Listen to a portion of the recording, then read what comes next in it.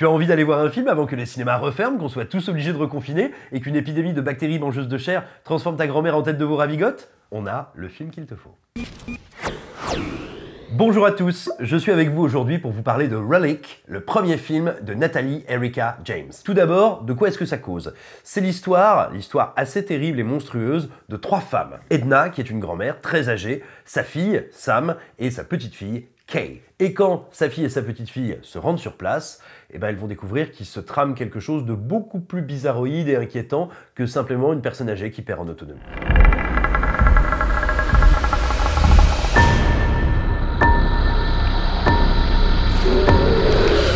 Alors, vous me direz, avec un point de départ comme celui-là, qu'est-ce qu'on va bien pouvoir nous tirer? C'est sûr qu'on est très éloigné, sur le papier, des Conjuring, des Annabelle et on va dire des énormes mastodontes au box-office de l'horreur traditionnelle américaine. Et pourtant, c'est un long métrage qui a une capacité à nous mettre dans une situation d'angoisse très sourde, qui est vraiment impressionnante, tout simplement parce qu'il va partir du quotidien, d'une problématique qu'on connaît tous, ou qu'on est tous appelés à connaître, à savoir accompagner nos aînés quand ils avancent dans la vieillesse et quand surtout ils s'approchent de la mort, et surtout à vivre ça comme un investissement qui peut être émotionnellement très dangereux. Parce que, bien sûr, le film va commencer comme, on va dire, une série de scènes du quotidien, quand on retrouve quelqu'un qu'on n'a pas vu depuis longtemps, quand on essaye de l'aider, quand on essaye de comprendre ce qui est en train de lui arriver, mais surtout, très rapidement, le film va pas essayer de se la jouer trop finaux, un peu arty, un peu méta. Le film va commencer à induire, à greffer, dans toutes ces scènes en apparence banales, des éléments très inquiétants, un peu bizarres. Vous savez, ces petits moments où la mise en scène, où les plans dévissent, nous indiquent qu'il se joue quelque chose d'étrange, de pas normal, potentiellement de surnaturel. Si je vous recommande ce film, c'est bien sûr parce qu'il m'a fait flipper comme un gamin, c'est bien sûr parce qu'il m'a bouleversé à plusieurs endroits, mais c'est aussi parce que c'est l'occasion de soutenir un cinéma qu'on voit rarement, en tout cas rarement chez nous, qui est le cinéma australien. La Housploitation, ça a donné des films qui sont devenus véritablement les ambassadeurs du cinéma australien, dans des genres assez variés, mais toujours bien tarés comme il faut. Il y a évidemment Wake in Fright, qui est un classique que vous devez absolument regarder. Il y a Razorback, ou les aventures d'un sanglier géant et d'une bande de gros bouseux psychotiques. Il y a évidemment le premier Mad Max de George Miller, et puis ceux qui ont suivi, mais qui sont vraiment, on va dire, les emblèmes totaux et absolus du cinéma australien. Mais plus récemment, un film comme Mr. Babadook, par exemple, est une très belle illustration de comment ce cinéma-là, ce pays, peut s'emparer de genres a priori très codifiés pour en offrir des visions non seulement différentes, mais également très personnelles et très puissantes. Et à nouveau, c'est exactement ce que fait Relic. Et on n'a pas assez souvent l'occasion de voir des films australiens, de voir des films qui nous prennent vraiment à rebrousse-poil, qui repensent nos classiques pour nous les jeter à la figure différemment, donc nous surprendre, et donc nous traîner sur le bitume pendant 200 mètres. De nos jours, on observe 2 mouvements très marqués dans le cinéma de genre, notamment dans le cinéma de genre anglo-saxon. C'est d'un côté des films qui vont vraiment être des films d'exploitation, qui souvent d'ailleurs donnent lieu à des franchises, les Saw, les Insidious, les Conjuring, les Annabelle, enfin tout ce que vous voulez dans ce goût-là, qui en général sont très formulaïques, qui sont souvent produits sur un même modèle, sur un même moule, ce qui ne veut pas dire qu'ils sont nécessairement mauvais, pas toujours, il y a même de très belles surprises, je vous renvoie à Ouija 2, qui est très étonnant. Bref, ce sont des films, on va dire, vraiment des films de studio, qui sont faits, en général, pour plaire à un public plutôt jeune, et qui ont voilà, un tempo très marqué, qui ont certains effets de style qui se ressemblent beaucoup d'un film à l'autre, et qui sont souvent un peu superficiels, ce qui, moi, me frustre assez fréquemment. Mais à côté, il y a ce que les Américains appellent la elevated horror, on pourrait tout simplement parler d'horreur d'auteur chez nous, qui sont très intéressants. Moi, il y a des films comme Hérédité, Midsommar de Ari Aster, The Lighthouse, ou surtout The Witch de Roger Eggers, que je trouve passionnant. Néanmoins, certains d'entre eux ont parfois, souvent, le défaut d'appréhender le genre, les codes avec lesquels ils jouent, vraiment seulement comme une toile de fond. On sent que c'est pas toujours ce qui intéresse l'artiste derrière, et du coup, voilà, ils touchent un peu le surnaturel et l'horreur avec un bâton, quoi. Ils savent pas trop comment y aller, et moi, ça peut beaucoup m'agacer. Du coup, je suis toujours à la recherche, parce que des fois, j'ai envie de trucs bourrins, mais j'aime bien qu'on affine un peu le bourrinage. Je suis toujours à la recherche de longs métrages qui arrivent à allier les deux. T'es net. Là, ce qui m'a frappé dans Relic, c'est la capacité de Natalie Erica James à vraiment combiner ces 2 approches de l'horreur.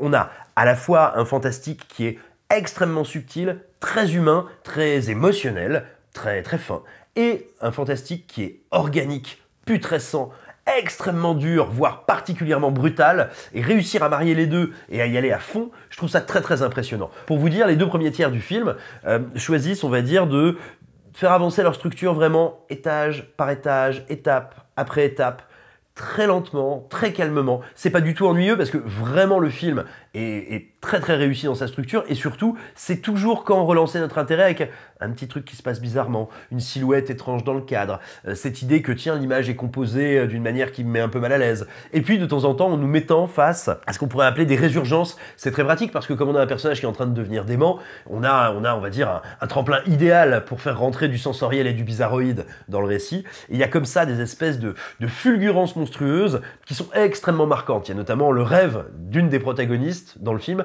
qui, à mon avis, va bien vous mettre les poils, comme on dit. Et donc, véritablement, le film arrive à mélanger ces deux veines de l'horreur, une veine plus subtile, une veine plus bourrine, et à faire en sorte que les deux se nourrissent l'une l'autre. Et ça, c'est particulièrement vrai dans le dernier tiers du film, qui, moi, m'a mis une énorme claque dans la face, parce que c'est une véritable leçon de jusqu'où on peut aller trop loin avec une idée de base très simple. En gros, c'est le moment où tous les germes de folie qui ont commencé à pousser dans le film vont pousser d'un coup, pousser les murs littéralement et exploser. Et à ce moment-là, pour moi, il y a plusieurs influences que je trouve absolument passionnantes dans le film. Au-delà, on va dire, de ces pures trouvailles, notamment en termes de body horror et de saloperie corporelle, le genre de truc qui vous donne pas envie de vous gratter, si vous voyez ce que je veux dire. Il y en a une tout d'abord, un ouvrage dont je vous ai déjà parlé sur écran large, parce que je pense que c'est un livre très important et matriciel de la fin du XXe siècle, qui s'appelle La Maison des Feuilles, de Danilevski, qui est un livre à la fois cinéphile, fantastique, horrifique, complètement vertigineux. Et là, on sent bien que dans le dernier tiers, dans la manière de jouer avec le décor,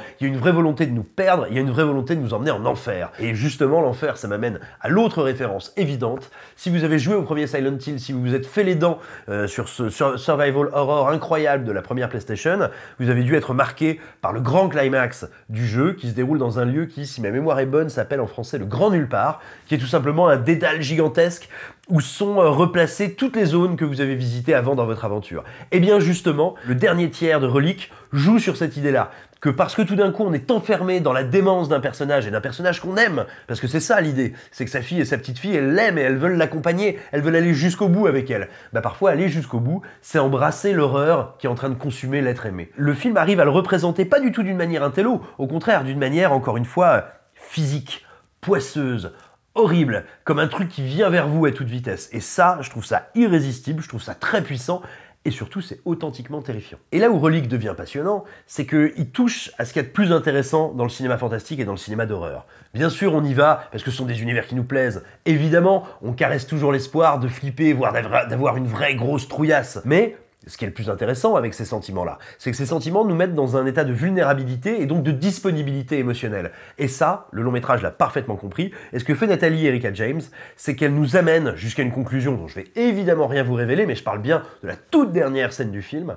qui amène nos trois héroïnes à se regarder en face et à prendre conscience de ce que c'est et que mourir, et d'accompagner la mort, et surtout d'avoir conscience, quand on amène l'autre de l'autre côté, qu'on sera le prochain, la prochaine à y passer. Et vraiment, il y a quelque chose que je trouve sidérant dans le film sur le passage de flambeau de génération en génération, qui est à la fois un passage de traumatisme, parce que bien sûr, les horreurs qu'on a vécues, qui nous ont marquées au fer rouge, voire qui nous ont détruites, on en transmet toujours une partie, on en transmet toujours des filaments à ceux qui vont venir après nous, mais on leur transmet aussi la capacité à les affronter. Et la manière qu'a le film, de façon à la fois très crue, très réelle et très métaphorique d'aborder ça, je trouve que c'est un tour de force assez admirable. Et rien que pour ça, il faut aller voir Relic, parce que c'est un premier long métrage, parce que sa réalisatrice est incroyablement prometteuse, et que vraiment, juste, ça fait flipper sa race. Everything all right, Grant? I thought this was where it got in. Who? Whoever was coming into the house.